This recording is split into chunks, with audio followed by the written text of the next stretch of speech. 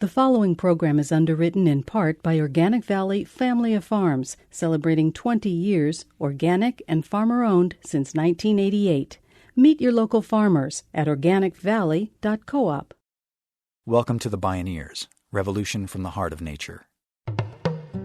Our ability to heal the world defines us as human beings. It is central to our human nature. It links us to the very purpose of our lives, and all of us are made in such a way that we can make a difference. It's all alive. It's all connected. It's all intelligent.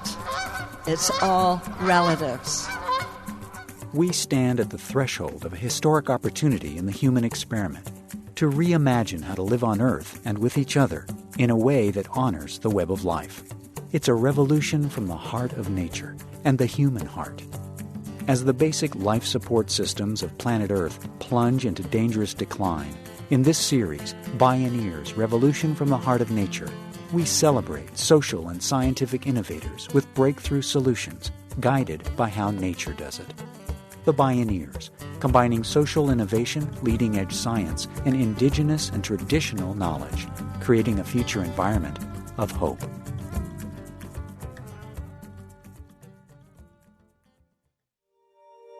Stories drive our lives. Every comment from our loved ones, every newspaper article, every pop song, advertisement, or bit of gossip contains a premise, a message, a narrative, which we often follow unconsciously. But sometimes a book, a song, a speech, a kind word, or even an intimate dialogue with a friend can inspire us to entirely re-script our life. Could the same phenomenon happen on a social level? Could the fate of the planet not just reflect old stories, but change with new ones? How does our changing inner environment create an outer environment of health and wholeness? Join us for the next half hour as we explore a return to wholeness, storytelling as a healing art, with Rachel Naomi Remen. My name is Neil Harvey. I'll be your host. Welcome to the Bioneers, Revolution from the Heart of Nature.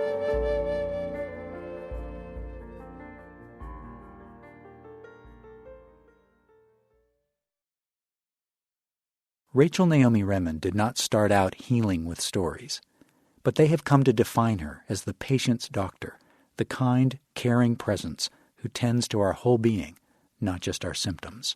In addition to directing the study of health and illness at the Commonweal Institute and authoring the popular books Kitchen Table Wisdom and My Grandfather's Blessing, Rachel is clinical professor of family and community medicine at the University of California, San Francisco, one of the world's most prestigious medical centers. She is also director of the innovative UCSF course, The Healer's Art, which allows students to integrate compassion, harmlessness, altruism, and service into a more spiritually aware medical practice. Rachel's teaching and lecturing never lose sight of what might be called psychological vital signs, a sense of belonging, feeling oriented, valued, and even blessed. And that is where the power of stories comes in, and how the blessing of a storyteller can shape our lives, as she told a recent Bioneers conference audience. Let me start with a story from the 14th century. This is a story that my grandfather told me almost 65 years ago when I was very small. And Grandpa was an Orthodox rabbi, a student of Kabbalah, the Jewish mystical tradition. He was a flaming mystic. And he was also a wonderful storyteller. And this is the story he told me about the birthday of the world. In the beginning, there is only the holy darkness, the source of life.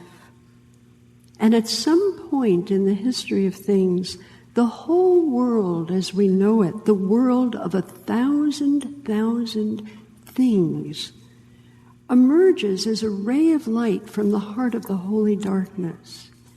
And then, perhaps because this is a Jewish story, there's an accident. And the vessels that contain the wholeness of the world break open, and the light of the world is scattered, into an infinite number of sparks of wholeness, which fall into all events, all organizations, all people, and remain deeply hidden there until this very day. To Rachel Naomi Remen, the accidental breaking of the vessels provides us, our species, with a distinct identity and a distinct role. Now, according to my grandfather, the whole human race is a response to this accident. We are all here because we are able to discover and uncover the hidden wholeness in all life's events and all people. We're able to tend it, to strengthen it, to lift it up and make it visible once again. And by doing so, we are able to restore the wholeness of the world. And this collective task involves everybody. Everyone who's ever been born, everyone alive, everyone yet to be born. And in Hebrew, the task is called tikkun olam, restoring the world back into its original wholeness, healing the world. So according to Kabbalah, every one of us is a healer of the world. And tikkun olam is synonymous with the word service. And the story, of course, suggests that our ability to heal the world defines us as human beings. It is central to our human nature. It links us to the very purpose of our lives. And all of us are made in such a way that we can make a difference. Now, Grandpa was talking to a very little girl. I was 4 at the time. And I wouldn't have understood words like restore or heal. These were big words for me. So he used another language, a language which was a part of his own life. And he said to me, Neshumala, you can become a blessing. You can bless the life around you. And I understood this because my grandfather blessed me all the time. Every Friday he would light candles and he would speak to God. And when he was finished talking to God, he would call me to him and he would put his hands on the top of my head. And first he would thank God for making him my grandpa. And then he would tell God something about me that was true. And every week I would wait to find out what that was. You know? If I failed, he would appreciate how hard I tried. If I made mistakes during the week, he would mention my honesty in telling the truth. If I'd slept for only 5 minutes without my nightlight, he would celebrate my courage for being able to sleep in the dark. These few moments were the only time in my week I felt safe and at rest. My family of physicians and health professionals were always struggling to learn more and to be more. It was never enough. If I brought home a 98 on a test, my father would ask whatever happened to the other 2 points. And I pursued those 2 points throughout my childhood. But my grandfather didn't care about such things. For him, I was already enough. And when I was with him, I knew with absolute certainty that this was so. My grandfather died when I was 7. At first I was afraid that without him to see me and tell God who I was, I might disappear. But slowly over time, I came to understand that in some mysterious way, I had learned to see myself through his eyes. And once we are blessed forever. When you bless someone, you expand them. You offer them a place of refuge from everything that conspires to diminish them. Refuge is a place of self-remembering. It's a relationship where someone else sees us and values our dream of ourselves before we can. And by seeing it and enabling it, we make it real. Blessing someone expands them. Blessing makes our dreams of wholeness become real. Blessings are forever. Again, Rachel Naomi Remen. Much in life diminishes us. Many people do not know their full potential, and they can live their entire lives unaware of it, and they never will achieve it. When people have not discovered their dream of wholeness, their personal dream, and they have not been enabled to move towards it, they fall victim to cynicism and hostility and bitterness and depression. They become envious and alienated and resentful of others. The increasing levels of violence around us can be thought of as the outcome of thwarted potential that has been denied not only for a single lifetime, but for generations. In these critical times in the human story, when potential cannot be wasted, those who commit to uncovering the hidden wholeness, the potential in others, to witness it, believe in it, and strengthen it, may become the architects of the future of the world. I thought I would throw the idea of blessing into the idea mix. The possibility that we may each develop a personal relationship with the idea of blessing and make blessing a way of life. Rachel Naomi Remen's idea of blessing may sound lofty, but that's not how she sees it. We can tease out the hidden wholeness in another person without even knowing it, on any given street corner, as she shows when we return. This is a return to wholeness, storytelling as a healing art. I'm Neil Harvey. You're listening to the Bioneers, Revolution from the Heart of Nature.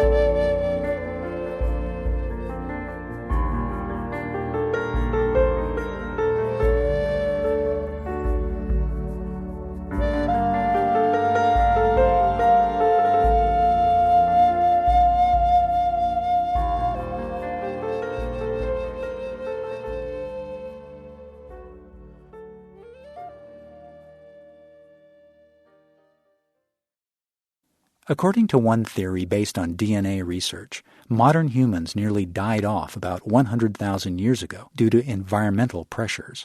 The entire population of our species dwindled to about 2,000 people in Africa. To survive, this population had scant margin for error, for war or genocide. To pull together on Lifeboat Earth, they needed to cooperate, and evolution has evidently reinforced our ability to help each other. The ancient Chinese scholar Mencius once observed that if a baby was about to fall into a well, any one of us would instinctively reach to save it. In rare moments like near-death rescues, found children, or even an old friend's surprise greeting, we suddenly realize how connected we are to one another. But Rachel Remen points out that this powerful, life-affirming recognition can happen anywhere, in any circumstance, to any body, even to perfect strangers. You know, there's another story, a wisdom story about making change.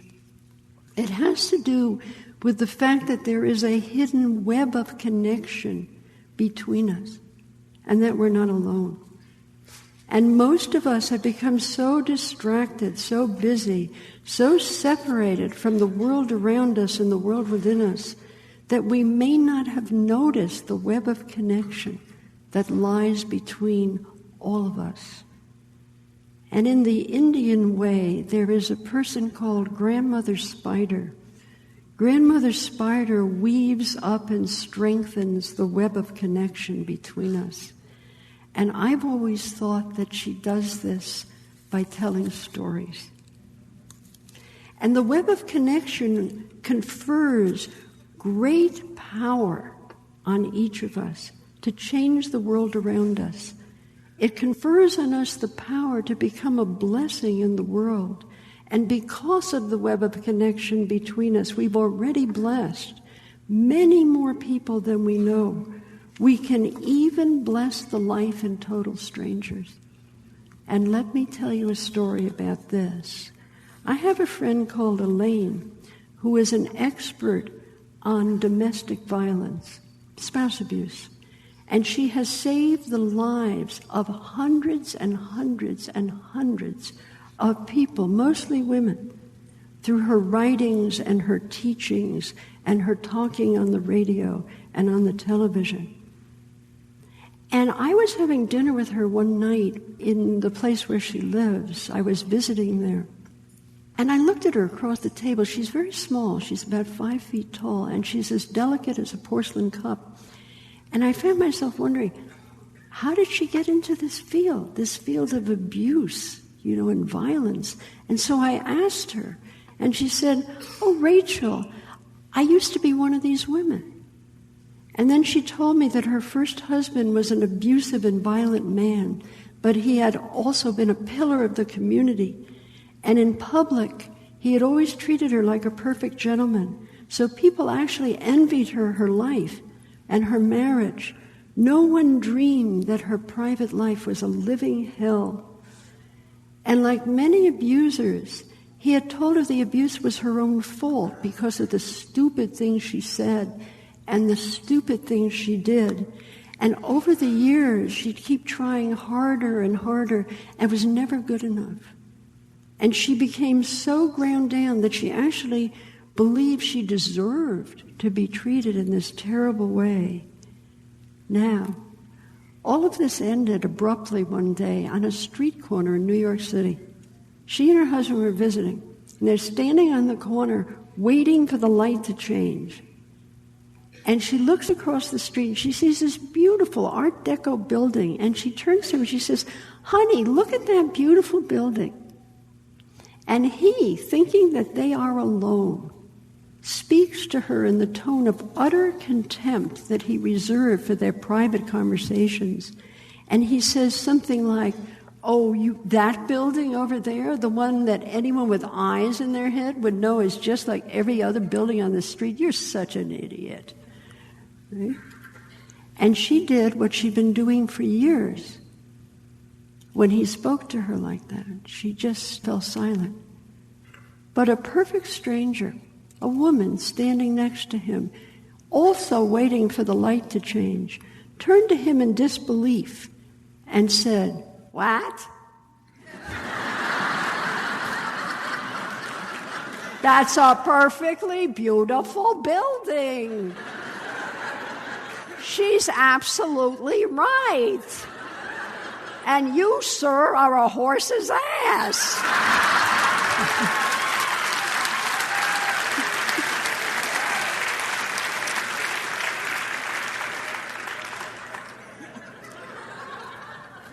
And then the light changed. And this stranger crossed the street, went on with the rest of her life. But Elaine told me that this was the moment that her whole life changed. In this moment, she suddenly understood she had never deserved to be treated like this. She understood what had been happening in 7.5 years of marriage. And she felt something within her, something completely unfamiliar. A sort of a certainty. That's how she said it, a certainty. And she knew that it would take time and it would take planning and it wasn't going to be easy. But she was going to be able to leave this man. Right? Now, this isn't a story about Elaine. This is a story about the stranger. Because if we were to go to New York today and somehow find her and say to her, "Excuse me, ma'am, have you ever blessed and strengthened the life in anybody?" I somehow doubt she'd say, "Oh yeah, 20 years ago on that street corner in New York waiting for life." No, I don't think she'd say that at all. I think most likely she'd say, "What?" Me bless lives? Do I look like a holy person to you?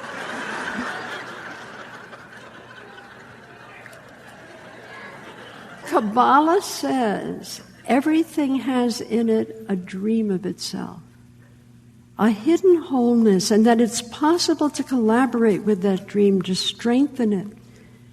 And this requires making a commitment to develop the eyes to see it and the ears to hear it, to recognize what it may need from us. Rachel Remen likes to quote the Kabbalah. Everything has in it a dream of itself. And evidently even strangers can help the dream become realized. But can that work for the planet? So, what is the old wisdom about sustainability? What will it take for the survival of the world? Let me tell you another story from the 14th century. It's a story about the Lamed Vav. Lamed Vav in Hebrew means 36. And this story was also told me by my grandfather when I was small. And what he told me was that the survival of the world depends on there being a minimum number, at least 36 people in the human race who are capable of responding to the suffering in the world. Capable of responding to the suffering of people they don't even know. And if this number falls below 36, the world will come to an end. The experiment, which is the human race, is over. It has failed. And the world will come to an end. So I was about 3 or 4. I was impressed. Who are these people? They must be very famous people if the survival of the world depends on them. So I asked my grandfather who they were. I was sure he knew, but he didn't. And he said, no one knows who they are. They don't know who they are. So it behooves you to treat everyone as if they are one of the 36 on whom the survival of the world depends. And these people, they don't respond to the suffering because they know the continuity of the world depends on it. They respond to the suffering simply because the suffering matters. Simply because it matters. Now, this story made me worry when I was little.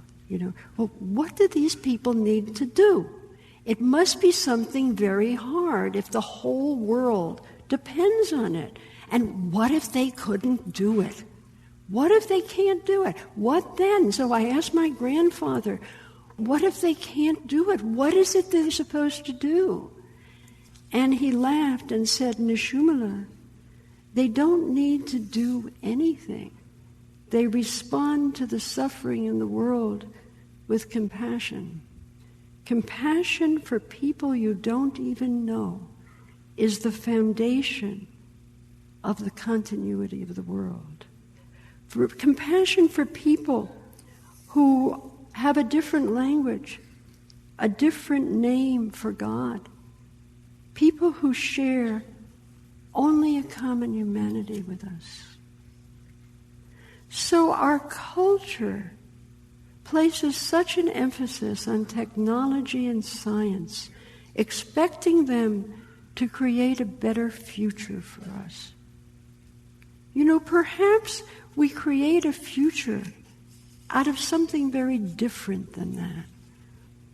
Perhaps we have relied too much on the power of science and technology to make life better. The past 5 years have showed us all the limitations of science and technology and expertise. We have the technology to build buildings that are 110 stories high, to make planes and fuel them that can fly across the country in 6 hours and around the world in a single day. And every one of us has seen on TV the expertise which enables us to unleash incredible destruction on innocent people. So it's clear that our expertise has not made us whole, and it will not make the world whole either. It's going to take something different than that. It's going to take our remembering the power in the web of connection to one another and having the courage to use that power. It may take our becoming willing to bless others out loud. The future may depend on our remembering that everything has in it a dream of itself, that the seeds of wholeness and the seeds of needed change are already present in all events and all people and every one of us, and that the wholeness of the world can only be restored one heart at a time. Rachel Naomi Remen, seeding dreams of wholeness already within us, one heart at a time. A return to wholeness, storytelling as a healing art.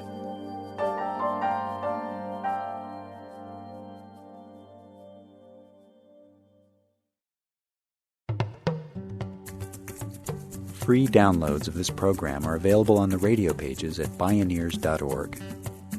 Resources related to this show and the entire Bioneers radio series can also be found at Bioneers.org or by calling 877-246-6337. That's 1-877-BIONEER. Visit Bioneers.org to become a member, make a donation, learn about the annual Bioneers Conference, or join our thriving online community. Choose from articles, blogs, event calendars, books, podcasts, CDs, and DVDs at Bioneers.org or by calling 1-877-BIONEER. The Bioneers, Revolution from the Heart of Nature is a production of Collective Heritage Institute. Executive producer, Kenny Ausubel. Written by Laird Townsend. Senior producer, Neil Harvey. Managing producer, Stephanie Welch. Production assistants, Marita Prandoni. Distribution is by WFMT Radio Network. Original recordings provided by Reference Media Group. Our theme music is taken from the album Journey Between by Baka Beyond and used by permission of Hannibal Records, a Rykodisc label. Additional music was made available by Silver Wave Records at silverwave.com. For more music information, please visit Bioneers.org. The opinions expressed in the Bioneers Revolution from the Heart of Nature radio series are those of the presenters and are not necessarily those of Collective Heritage Institute, the underwriters, or this radio station. My name is Neil Harvey. Thank you for listening. I invite you to join the Bioneers in improving the environment by changing the world.